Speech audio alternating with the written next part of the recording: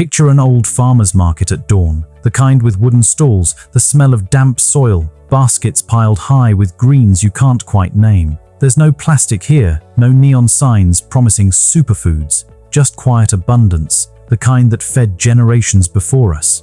Somewhere along the way, we stopped seeing half of these vegetables. We traded them for convenience, for packaging, for sameness. Yet hidden in those forgotten roots and greens lies medicine, nature's original pharmacy for inflammation, fatigue, and the slow fading of vitality. We talk about inflammation as if it's an abstract villain, but it's closer than that. In stiff joints, tired mornings, dull skin, anxious minds, it's the body's way of saying something's off. Chronic inflammation is like a fire that never quite burns out. Small, steady, stealing energy cell by cell. And the antidote isn't found in pills or powders alone. It's buried in the soil, in plants we once knew by name, now gathering dust in old cookbooks and fading memory. The first forgotten healer grows quiet and humble, celeriac, the knobby root of the celery family. Most people pass it by, mistaking it for something unworthy. But slice it open and you'll find pale gold, rich in polyphenols and antioxidants that calm inflamed tissue. Celeriac helps regulate blood sugar and soothes the nervous system. Its earthy aroma grounding like autumn rain. In ancient medicine, it was used for arthritis and fatigue. Blend it into soups, roast it with olive oil, or mash it in place of potatoes. It teaches us something essential. Healing doesn't have to be pretty. Sometimes it's knotted, unpolished, but wise. Next comes sunchoke, also called Jerusalem artichoke. Not from Jerusalem, not an artichoke, just another misunderstood root with the power to transform gut health. It's rich in inulin, a prebiotic fiber that feeds the good bacteria lining your intestines. When your gut flora thrive, inflammation calms everywhere, in the brain, skin, joints. But we lost touch with it because it wasn't easy to store, not easy to market. Still, for centuries, it nourished those who listened to the earth's rhythm instead of trends. One bowl of roasted sunchokes brings back that rhythm, sweet, nutty, quietly healing from the inside out. The third vegetable whispers through time, watercress. Once a staple of monks, miners, and healers, now almost invisible beside trendy kale and spinach. Yet gram for gram, watercress holds more vitamin C than oranges, more calcium than milk, and compounds that deactivate free radicals like trained guardians. It cleanses the blood, supports the liver, brightens the skin, sharpens the mind. When you eat it fresh, peppery, vibrant, alive, it feels like a forest exhale inside your chest. Inflammation fades when circulation revives, and watercress is circulation in leaf form. The fourth forgotten gem grows in shadow. Burdock root.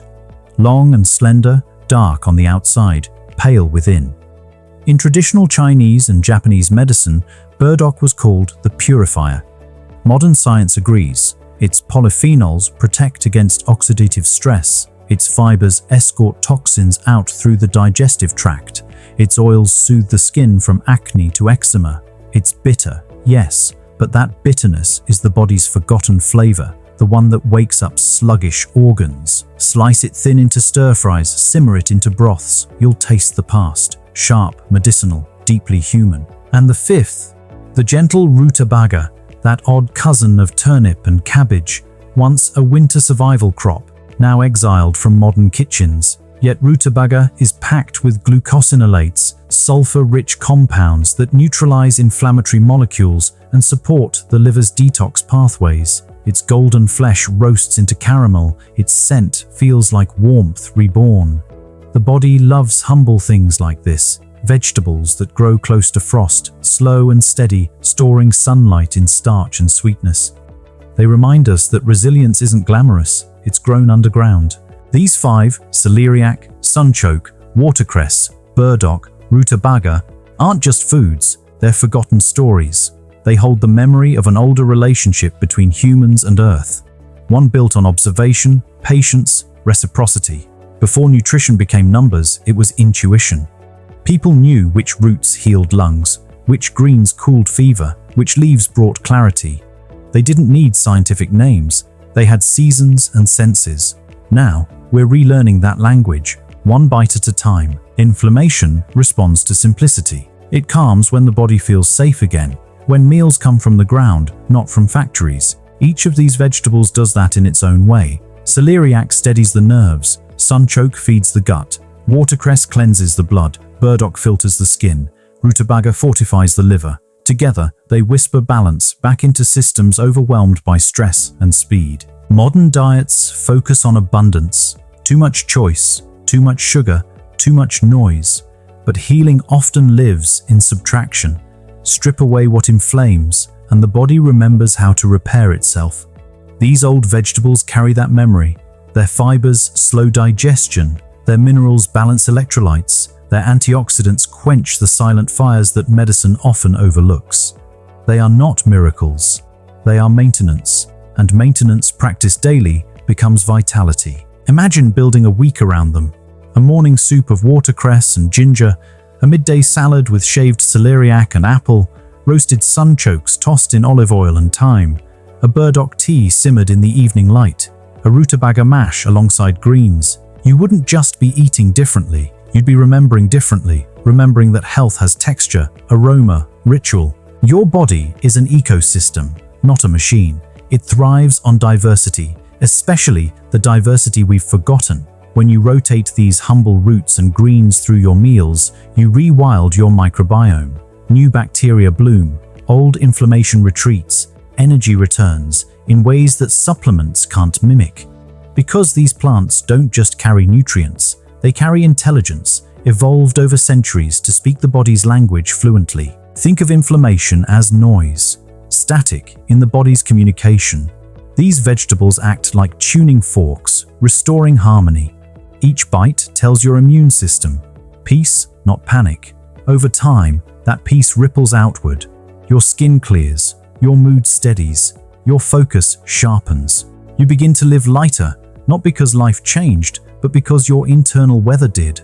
The tragedy of modern food is amnesia. We forgot the colors that used to heal us. We replaced bitter with sweet, slow with fast, earthy with engineered. But the body hasn't forgotten.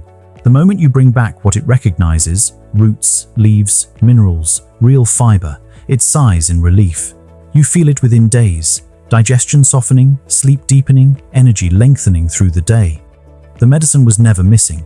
We just stopped visiting the part of the garden where it grows. These vegetables ask something simple of us: to notice, to reconnect eating with gratitude, cooking with care, nourishment with nature. Healing inflammation isn't about restriction. It's about remembrance, about letting old flavors wake up pathways that convenience numbed. When you taste the slight bitterness of burdock, the peppery sting of watercress, the sweetness of roasted rutabaga, you're not just feeding cells, you're reteaching your nervous system what balance feels like. Inflammation often thrives where there's disconnection, from sleep, from movement, from natural light, from real food. These roots and greens bridge that gap. They ground you, literally. They grew in soil that still smelled of rain. They carry trace minerals that modern hydroponics can't recreate. When you eat them, you're eating the memory of untouched earth, and that memory changes you. Because vitality isn't just physical, it's emotional. It's the spark that returns when you align with nature's rhythm.